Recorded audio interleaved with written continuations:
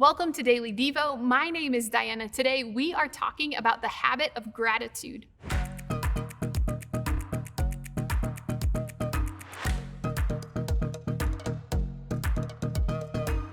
When I was abroad once, one morning during devotions, the leader started singing, "The joy of the Lord is my strength. The joy of the Lord is my strength." Do you know that song?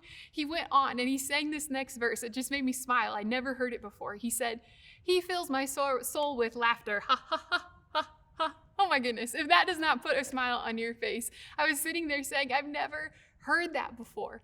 But here's what he did is he said, the joy of the Lord can be our strength.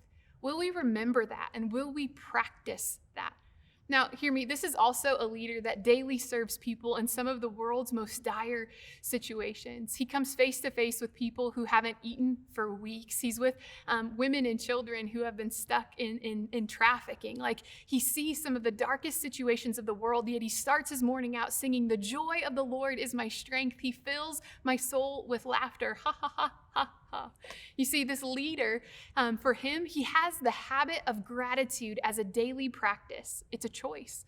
Listen to what 1 Thessalonians 5:18 says. It says this. It says, "Be thankful in all circumstances, for this is God's will for those of you who belong to Christ Jesus." Now hear me, gratitude does not ignore the hardship or the injustice of the world.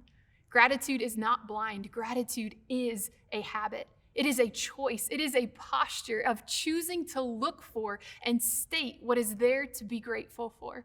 So we can be grateful today because many of us watching, we have food on the table.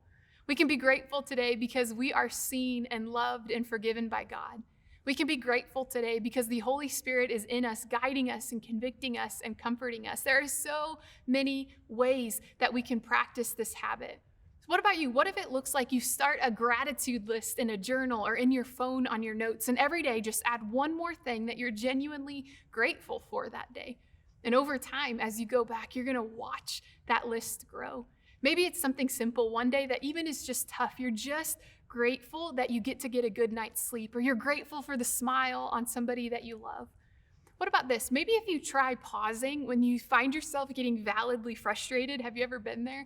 And what if you just say, yes, even here, even in this mood, even in this reality, I can find something to be grateful for. The joy of the Lord is my strength. There is something you can be grateful for today. Will you find it?